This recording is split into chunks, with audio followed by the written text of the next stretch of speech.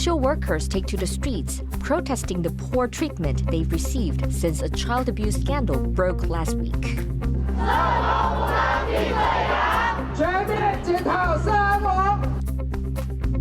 Fighting for water, farmers get nervous about the needs of nearby semiconductor firms competing for the precious resource. Vietnam searches for its third president in just over a year as its current one steps down. Plus, Taoyuan City Mayor Zhang Shanzheng searches for sustainable solutions at a Smart Cities Expo in Taipei.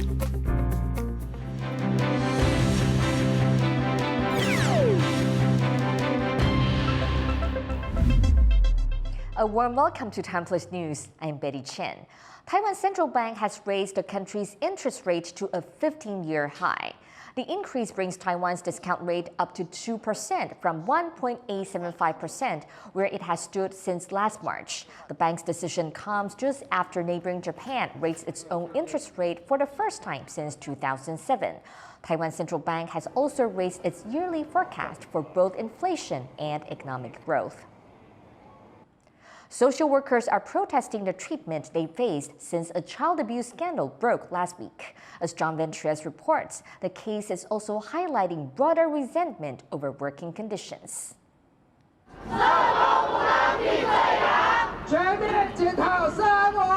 These social workers, more than 100 in all, have gathered from across Taiwan to give the government a message. They are fed up. The public handcuffing of one of their colleagues in Taipei last week is what set things off.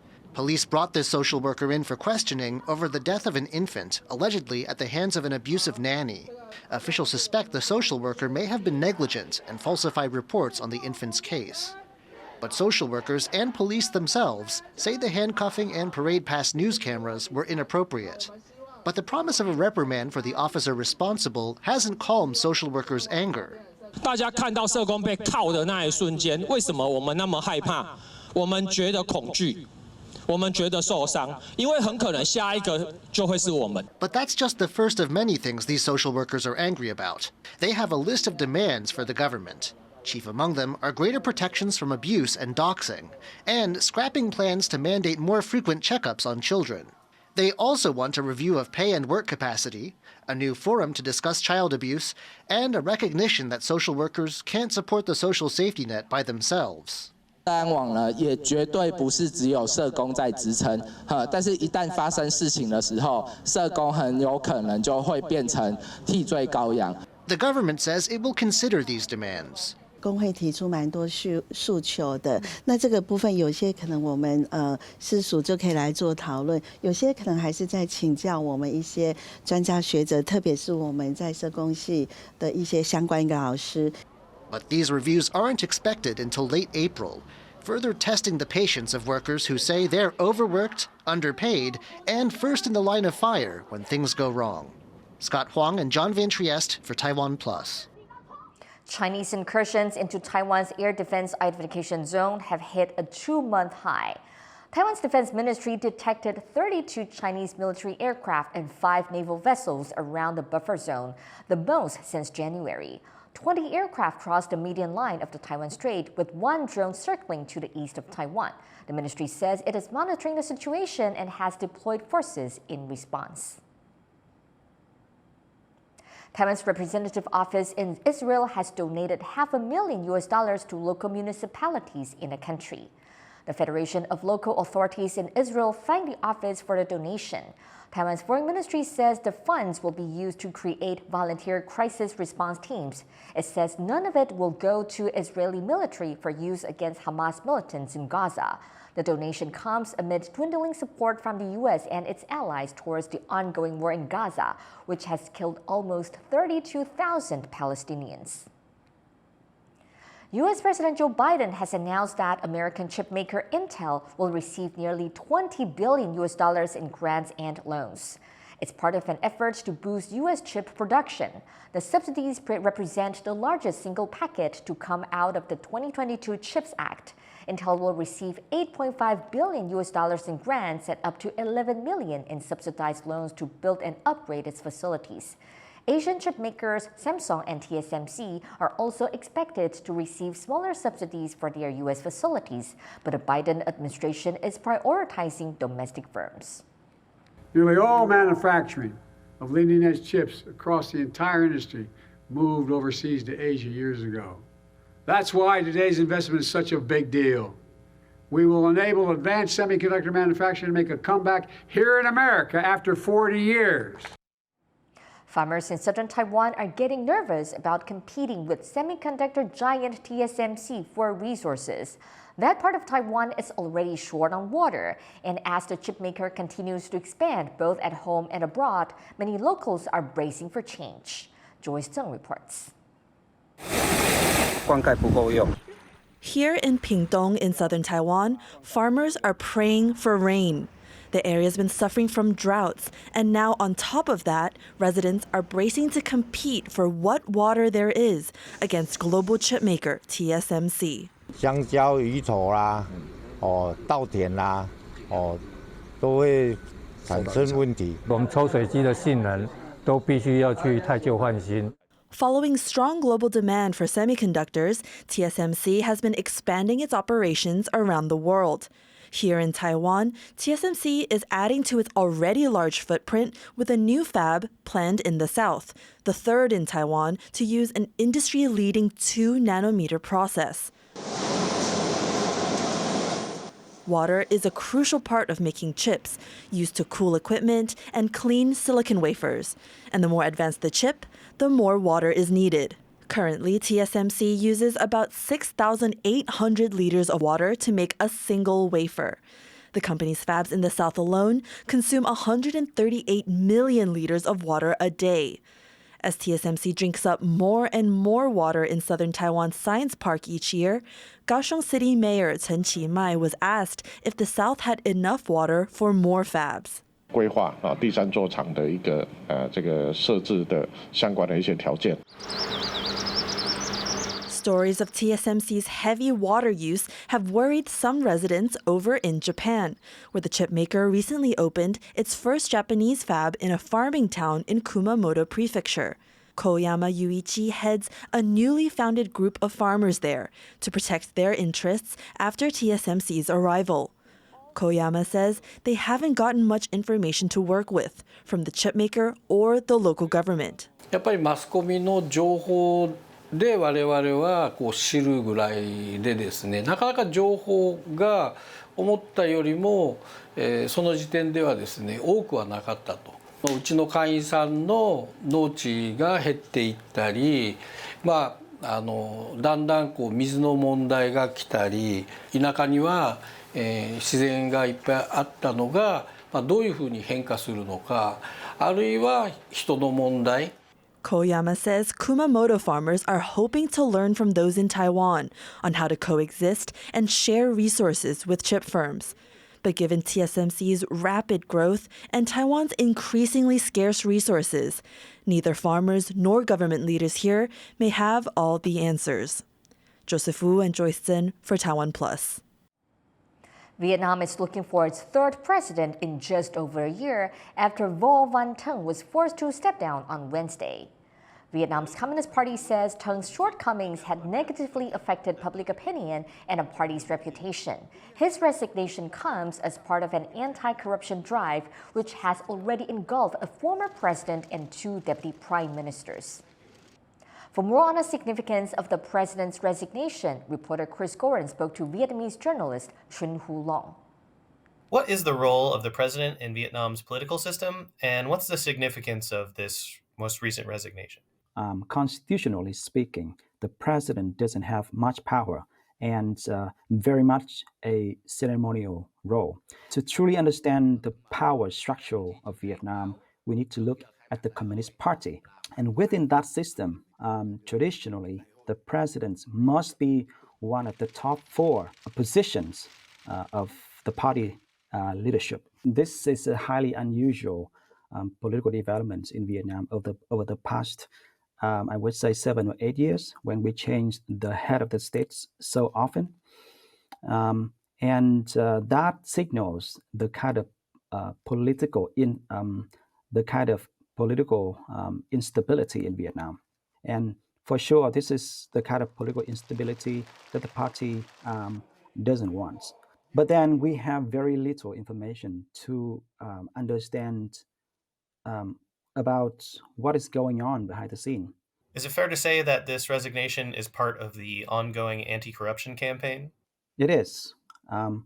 And this is the second president that has to step down because of the anti-corruption campaign. This is significant because in the past, usually members of the Politburo is untouchable. No one can remove them from office.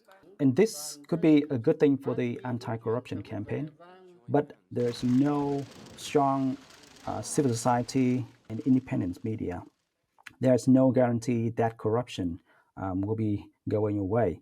And this means that anti-corruption is largely seen as an internal political struggle rather than an institutional change.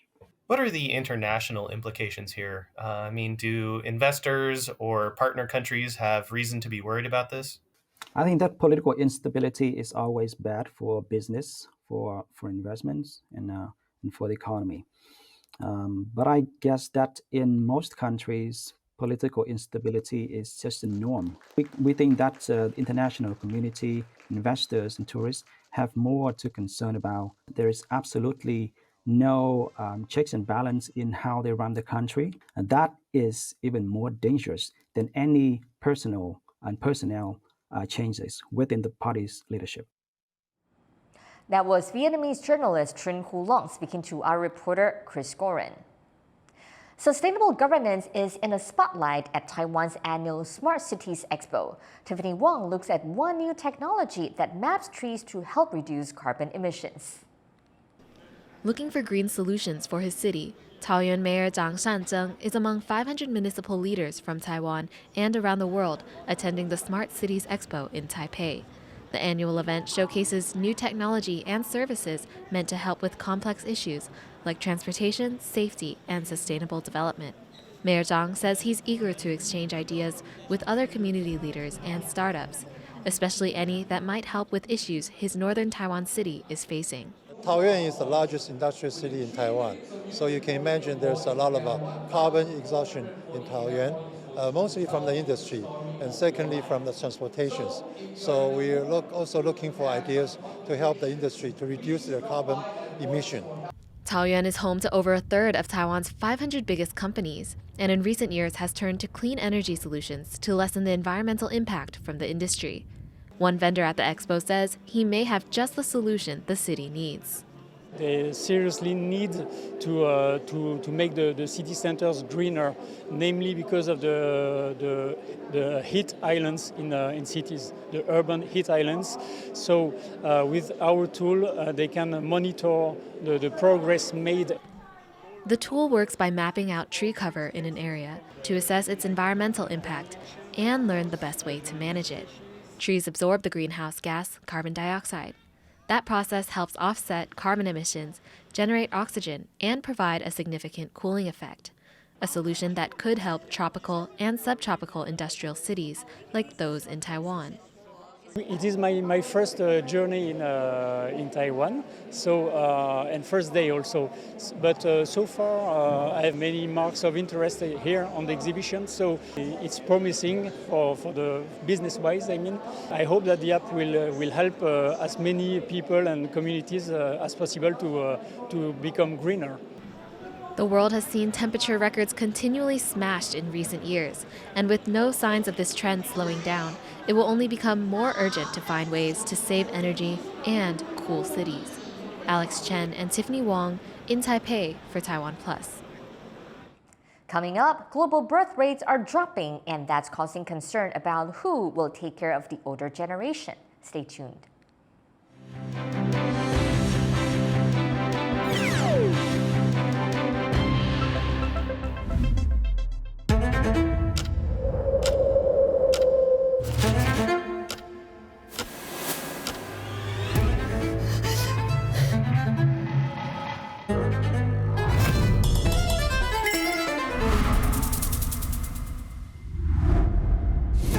经历过人生的话，你发现说我们大部分都是爱美的。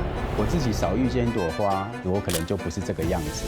开始思考什么叫做一个本土性，大声的唱出来说我是台湾人。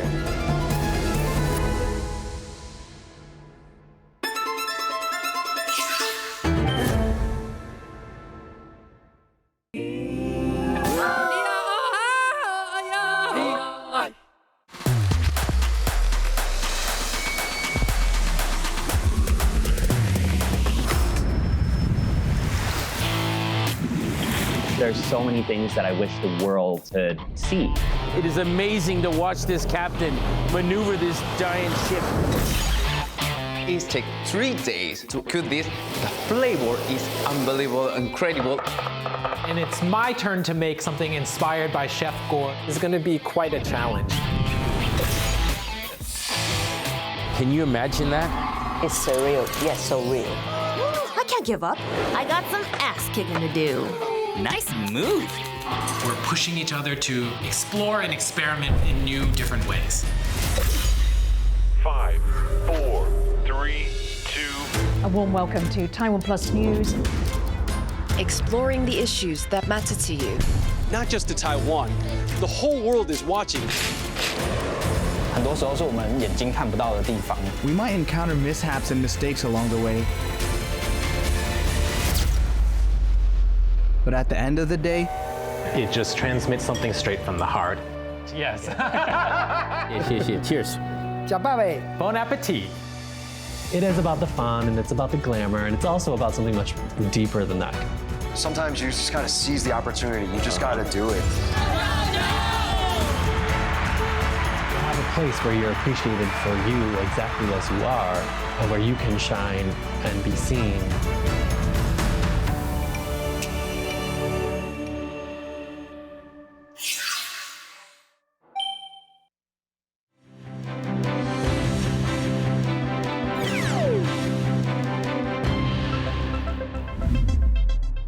Welcome back. You're watching TaiwanPlus News. Japan has reaffirmed its commitment to strengthening defense ties with Pacific Island nations.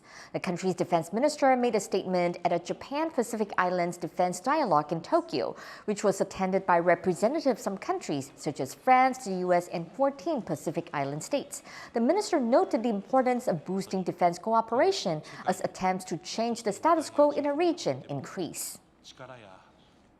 The Los Angeles Dodgers have fired the longtime interpreter for the team's Japanese star player, Shohei Ohtani. Mizuhara Ippei has been Ohtani's interpreter in the U.S. since his major league debut in 2018. He was terminated for illegal gambling, where he incurred around $4.5 million in debt. Ohtani's name was found on a series of bank transfers to an illegal gambling operation based in Southern California, which Mizuhara initially said was to help cover his losses. But Ohtani's lawyers now say the player is a victim of massive theft. Taiwan and India have moved much closer in recent years as both countries seek to reduce their economic and tech reliance on China. To find out more about the growing trade, investment, and labor ties between the two countries, Jeremy Olivier spoke with Shamika Ravi, a former research director at Brookings, India. Dr. Ravi is in Taiwan for a conference on a recent migrant labor agreement signed between Taipei and New Delhi. So, just from your vantage point, how would you describe the current state of India-Taiwan economic relations? I think while we've made tremendous progress, I think we have so much more potential, just given the complementarities. India is the largest, fastest growing major economy, and it has been so for the last several quarters now. And the young demography, I think, has a very large role to play. Our median age is 28, so we are a young country. I think what is fascinating about Taiwan is it has capital. And imagine the coming together of these two forces, that you have young population and you have the capital and the knowledge, not just in tech, I think it goes beyond tech, and just coming together of these two core factors of production, I think all kinds of possibilities are there in the future. Taipei and New Delhi have just signed an agreement to bring over migrant workers from India. but the agreement has drawn concern from some quarters of the Taiwanese public, and Taiwan's labor minister did make some kind of racially charged comments recently about the agreement and the workers. What are your thoughts on these issues? I think some degree of uncertainty and fear when economies open up, particularly to people, it's not unheard of, Jeremy. But Indian labor, besides being highly productive, also assimilate very well. In fact, they are law-abiding, and over the years, they have created tremendous value in whichever country they have moved to.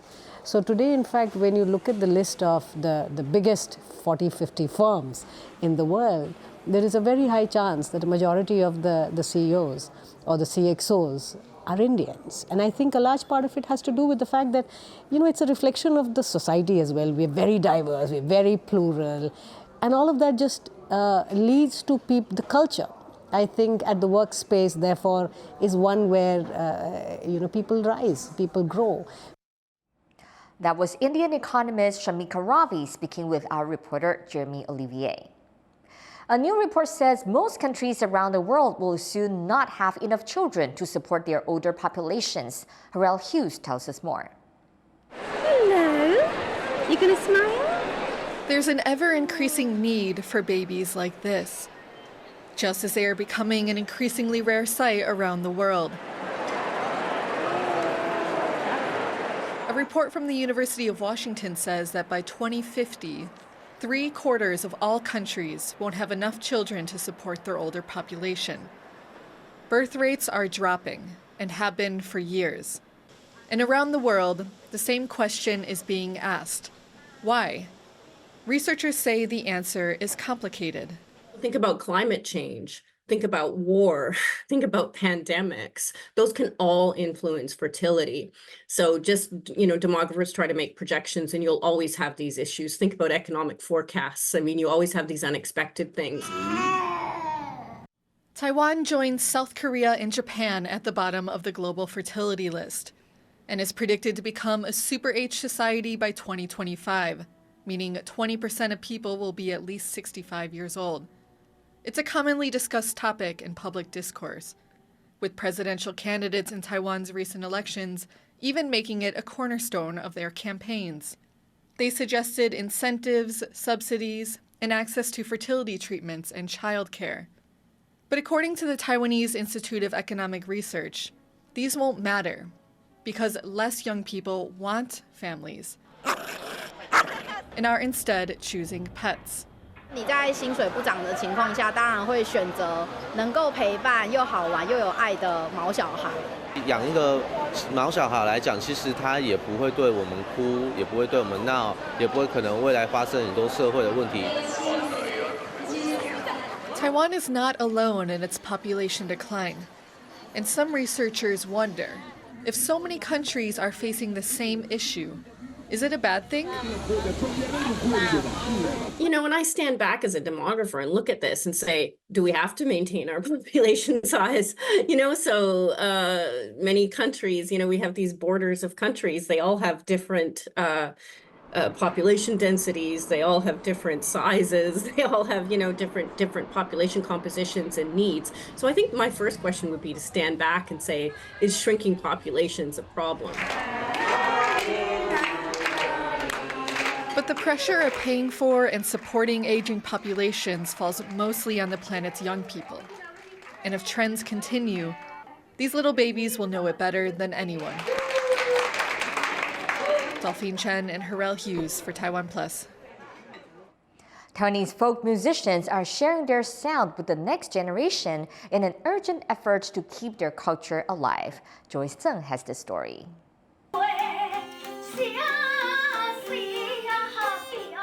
A masterclass in Taiwanese lutes, fiddles, and folk singing. The best players of Taiwanese folk music, including famed singer and composer Chen have come together to share their music as part of an effort to keep their treasured sound alive.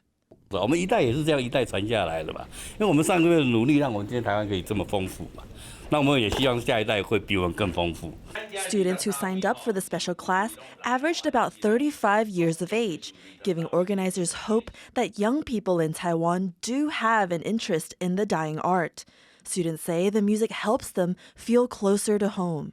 像我自己小时候是学钢琴，就觉得说，那我既然学了钢琴，那我有没有可能学一个就是我们台湾自己的东西这样子？跟家人的关系比较好，因为就等于说我其实拿乐琴回去找我妈妈，然后可能弹一些民谣给她，然后像我可能不是唱得很顺，但是她就会唱得很顺，然后她就会说这是她小时候都有唱过的歌这样子。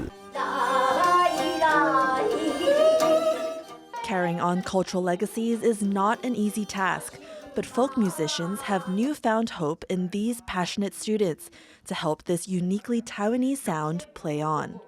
Alex Chen and Joyce Sen for TaiwanPlus. Changhua in central Taiwan is seeing a huge increase in the number of migrating gray-faced buzzards, with sightings doubling in the past 8 years. Local authorities say the number of buzzards seen each year has gone from 16,000 8 years ago to more than 33,000. These birds are a prey breed in Japan and spend the winter in Southeast Asia, with Taiwan and Changhua in particular forming a midpoint on their migration route. Thank you for watching TaiwanPlus News. Before we go, saying hello to a baby pygmy hippo. It's the first of the endangered animal born at Athens Zoo in 10 years. I'm Betty Chen. Take care and see you next time.